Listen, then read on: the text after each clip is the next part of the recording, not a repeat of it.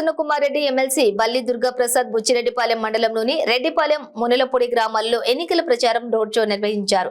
గ్రామాన్ని ఉద్దేశించి వారు మాట్లాడుతూ ఇటీవల కాలంలో వేమిరెడ్డి ప్రశాంత్ రెడ్డి కనీసం గ్రామంలోని సమస్యలు స్వయంగా తెలుసుకోకుండా ఎవరో ఇచ్చిన స్క్రిప్ట్ చదవటం ఏంటని ప్రశ్నించారు.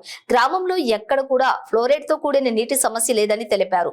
భూ సమస్యలపై కూడా గతంలోనూ తాము భూ సర్వేలు చేస్తామని అన్నారు. అయితే ఎన్నికల నేపథ్యంలో వారికి పత్రాలు ఇవ్వలేకపోయామని అన్నారు. తాము అధికారంలోకి వచ్చిన వెంటనే వాటిని కూడా అందజేస్తామని తెలియజేశారు. అంతేకాక కోట్ల రూపాయలతో గ్రామాలలో అనేక అభివృద్ధి కార్యక్రమాలు కూడా చేశామని తెలిపారు. ఇంకా ఏం పనులు మిగిలిపోయాయో వాటిని కూడా అధికారంలోకి రాగానే పూర్తి చేస్తామని చెప్పారు. ఇదిలా ఉంటే వేమిరెడ్డి ప్రశాంత్ రెడ్డి ప్రజలను సోంబేరి అని మాట్లాడడం పద్ధతి కాదన్నారు. ముఖ్యమంత్రిగా వైఎస్ జగన్మోహన్ రెడ్డి బాధ్యతలు చేపట్టిన తర్వాత ప్రతి పేదవాడు ఎక్కడ కూడా ఇబ్బంది పడకూడదని, ఆర్థికంగా వెనక పడకూడదనే ఉద్దేశంతో సంక్షేమ పథకాలు ఇచ్చి అనేక మందికి తోడ్పడితే ప్రజలను సోంబేర్లు అని సంబోధించడం ఏమిటని ప్రశ్నించారు. వేమిరెడ్డి ప్రశాంత్ రెడ్డి నడమంత్రపు సిరిగా మారిన తర్వాత ఆమె పేదలలో కేతాగా చూస్తుందని ఆరోపించారు. వేమిరెడ్డి ప్రశాంత్ రెడ్డి ఇంట్లోకి వెళ్లాలంటే 5 గేట్లు దాటాలన్నారు. ఇంటి బయటే వేచి ఉండాల్సిన పరిస్థితి ఉందన్నారు. వేమిరెడ్డి ప్రశాంత్ రెడ్డి ఎన్నికల ప్రచారాలకు కూడా ఇతర గ్రామాల నుండి ప్రజలను తీసుకురావాల్సిన పరిస్థితి నెలకొందన్నారు. వైసీపీ ఎన్నికల ప్రచారాలకు గ్రామాలలోని ప్రజలు వస్తూ తమపై అభిమానాన్ని చూపెడుతున్నారన్నారు. అయితే తాము మాత్రం ప్రజలకు ఎప్పుడూ తమ తలుపులు తెరిచే ఉంటాయని, ఎవరు వచ్చినా సాదరంగా ఆహ్వానిస్తామని చెప్పారు. నెల్లూరు ఎంపీ అభ్యర్థిగా వేణుబాంక విజయసాయి రెడ్డిని, కొవ్వూరు ఎమ్మెల్యే అభ్యర్థిగా నన్ను మీ అమూల్యమైన ఓటు ముద్ర వేసి తిరిగి ముఖ్యమంత్రిగా జగన్మోహన్ రెడ్డిని గెలిపించుకోవాలని కోరారు.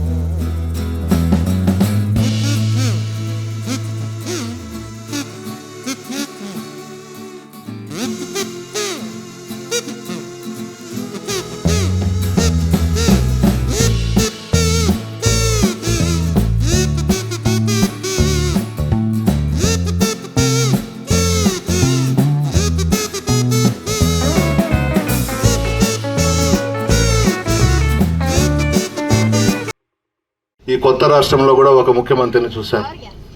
ఎవరు కూడా ఇన్ని సంక్షేమ పథకాలు ఇవ్వలేదు. ప్రజలు బాగుండాలి, పేదరికం అనేది ఉండకూడదు, ప్రజలు బాగుంటేనే రాష్ట్రం బాగుంటుంది, మనమంతా బాగుంటామని చెప్పి మిమ్మల్ని నమ్ముకున్న వ్యక్తి జగన్మోహన్ రెడ్డి గారు. పేదలందరూ జగన్మోహన్ రెడ్డి గారి వైపు ఉన్నారు, ధనవంతులంతా చంద్రబాబు నాయుడు వైపు ఉన్నారు. ఇది ఒక్కటే ఎగ్జాంపుల్ చాలు మీకు. పార్టీలకు అతీతంగా, కులాలకు అతీతంగా మతాలకు అతీతంగా రాజకీయాలే చేయకుండా సంక్షేమ పథకాలు ఇచ్చారు మీకు. ఈరోజు ఎలక్షన్స్ వచ్చాయి. ఎప్పుడూ కనబడని వ్యక్తులు, కరోనా సమయంలో కనబడని వ్యక్తులు ఎలక్షన్స్ వచ్చాయని మన వద్దకు వస్తూ ఉన్నారు. కరోనా సమయంలో కూడా నేను కానీ, మా పార్టీ నాయకులు కానీ, కార్యకర్తలు కానీ, అధికారులు కానీ, మా వాలంటీర్స్ కానీ, సచివాలయ సిబ్బంది కానీ, గ్రామ స్థాయి నుంచి మండల స్థాయి అధికారులంతా కూడా మీ మధ్య తిరిగి మీకు ధైర్యం చెప్పాం. జనసేన కానీ, బీజేపీ కానీ, కాంగ్రెస్ వాళ్ళు కానీ, సిపిఎం కానీ, సిపిఐ కానీ ఎవరు కూడా గ్రామాల్లోకి రాలేదు. భయపడి ఇళ్లల్లో ఉండిపోయినారు. చంద్రబాబు హైదరాబాద్లో దాక్కున్నాడు, పవన్ కళ్యాణ్ హైదరాబాద్లోనే ఉండిపోయినాడు. జగన్మోహన్ రెడ్డి గారు మమ్మల్ని అందరినీ ప్రజల్లో ఉండమని చెప్పి ఆదేశాలు ఇచ్చినటువంటి వ్యక్తి జగన్మోహన్ రెడ్డి గారు. ఈరోజు ఈ ఎలక్షన్స్లో కోవూరు నియోజకవర్గంలో మొట్టమొదటి నుండి తెలుగుదేశం పార్టీని కనిపెట్టుకున్న వాళ్ళని పక్కన పెట్టి ఒక కోటీశ్వరరాలని దించారు తెలుగుదేశం పార్టీ తరఫున. ఆ కోటీశ్వరరాలు ఎవరు? నడమంత్రపు సిరి వేమిరెడ్డి ప్రభాకర్ రెడ్డి గారి శ్రీమతి. ఆయన్ని పెళ్లి చేసుకున్నాక కోటీశ్వరాలు అయింది. ఒక్కసారి ఆలోచించండి. రాజ్యసభ జగన్మోహన్ రెడ్డి గారు వేమిరెడ్డి ప్రభాకర్ రెడ్డి గారికి ఇచ్చారు. 6 సంవత్సరాలు విలాసవంతమైన జీవితం గడుపుతూ 6 సంవత్సరాలు విదేశాలు తిరుగుతూ కాలయాపన చేశాడు. భార్య కోరిక మేరకు వైఎస్ఆర్ కాంగ్రెస్ పార్టీలో స్థానం లేదని, సీట్లు లేవని కావాలనే జగన్మోహన్ రెడ్డి గారిని వదిలి తెలుగుదేశం పార్టీలోకి వెళ్ళిపోయినారు. ఇంకొకటి కూడా ఉంది. నెల్లూరు టౌన్లో 1500 ఎకరాలు రెడ్డిపాళెం వారికి పొలంలోనికి పోవుటకు చాలా ఇబ్బందిగా ఉంది. గ్రావెల్ రోడ్ అడిగినారు. తప్పకుండా చేయిస్తానని చెప్పి నేను మీకు మనవి చేస్తా ఉన్నా. ఇంకా కొన్ని సీసీ రోడ్స్ ఉన్నాయి వేయాల్సినవి, అవి కూడా పూర్తి చేస్తాను. నేను ఎలక్షన్స్ వచ్చాయని ఏదో మీ ముందు వచ్చి వాగ్దానాలు చేయడం, మర్చిపోవడం మా కుటుంబానికి లేదు. దాదాపు ఈ నియోజకవర్గంలో 11 సార్లు పోటీ చేశాం నేను, మా తండ్రి గారు. 9 సార్లు గెలిపించారు మీరు. ఈ నియోజకవర్గంలో ప్రజలందరూ కూడా చాలా చైతన్యవంతులు. ప్రశాంత్ రెడ్డి ఇక్కడ జీబు మీద మాట్లాడిన మాటలు మీరు విన్నారో లేదో ఒక్కసారి గుర్తు చేస్తాను మీకు. జగన్మోహన్ రెడ్డి గారు ఇచ్చే సంక్షేమ పథకాలకు ప్రజలందరూ కూడా సోంబేర్లు అయిపోతున్నారని మాట్లాడింది. విన్నారు కదా? ఏమ్మా విన్నారు కదా? సోంబేర్లు అవుతున్నారా జగన్మోహన్ రెడ్డి గారు ఇచ్చిన పథకాలకి? పేదరికం అనేది ఉండకూడదు, పేదరికాన్ని పూర్తిగా నిర్మూలించాలి, పేదలందరూ కూడా బాగుండాలి, ఆర్థికంగా చితికిపోకూడదు, ఆర్థికంగా కూడా బాగుండాలని చెప్పి జగన్మోహన్ రెడ్డి గారు సంక్షేమ పథకాలు ఇస్తూ ఉంటే ఈ అమ్మాయి ఇక్కడికి వచ్చి అందరూ సోంబేర్లు అయిపోయినారు ప్రజలందరూ అంటే ఆమె ఇంటికి ఏమన్నా పనికి పోవాలేమో. మనం పెద్ద కోటేశ్వరాలు కదా, నడమంత్రపు సిరి కదా, ఆ ఇంట్లోకి పోవాలంటే 5 గేట్లు దాటాలి, కుక్కలు ఉంటాయి, సెక్యూరిటీ ఉంటుంది. వీళ్ళందరినీ దాటుకొని పోవాలంటే చాలా టైం పడుతుంది. అదే మన ఇళ్ళు, మీ ఇంట్లో బిడ్డ మీ ప్రసన్న కుమార్ రెడ్డి. ఎప్పుడైనా తలుపులు తెరిచే ఉంటాయి. ఎస్సీలను కానీ, ఎస్టీలను కానీ, బీసీలను కానీ, ముస్లిం మైనారిటీ సోదరులను కానీ, మధ్యతరగతి కుటుంబాలను కానీ ఎవరు వచ్చినా నా దగ్గర కూర్చొని పెట్టుకొని మాట్లాడతాను. మా తండ్రి శ్రీనివాసరెడ్డి గారు నేర్పించింది అది మాకు.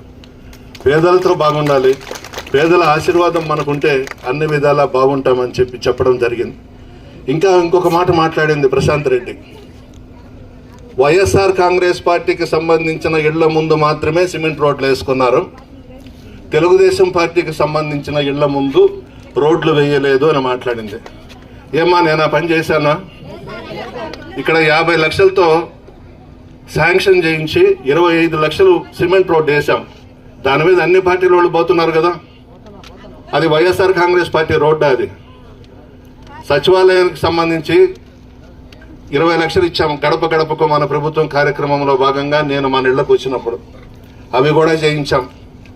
ఇప్పుడు అవి తిరిగిందంతా మనం వేసిన రోడ్లో జీబెక్కి. అదేంటంటే వైఎస్ఆర్ కాంగ్రెస్ పార్టీ ఇళ్ల ముందే రోడ్లు వేసుకున్నారు. ఇంకొక మాట, వెంకటరమణన్న 40 ఎకరాలు తినేసి ఉన్నాడంట. వెంకటరమణన్న అనిందంటే దాంట్లో నాకు భాగస్వామ్యం ఉంది.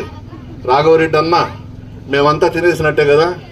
కనీసం దాని పరిస్థితులు తెలుసుకొని వాడు ఎవడో వెధవ రాసిస్తే దాన్ని ఇక్కడ చదివేది ఏంది? నువ్వు కనీసం ఎంక్వైరీ చేసుకోవాలి. ఆ 40 ఎకరాలు ఎక్కడ ఉంది, ఆ 40 ఎకరాల సర్వే నెంబర్లు ఏంది, అది ఎవరి ఆధీనంలో ఉంది, ఎప్పుడు సర్వే చేశారు అనేది మాట్లాడాలి తెలుసుకొని. ఎవరో తెలుగుదేశం పార్టీకి సంబంధించిన వాళ్ళు రాసి ఇచ్చిన స్క్రిప్ట్ అంతా చదివేసి వెళ్ళిపోయింది.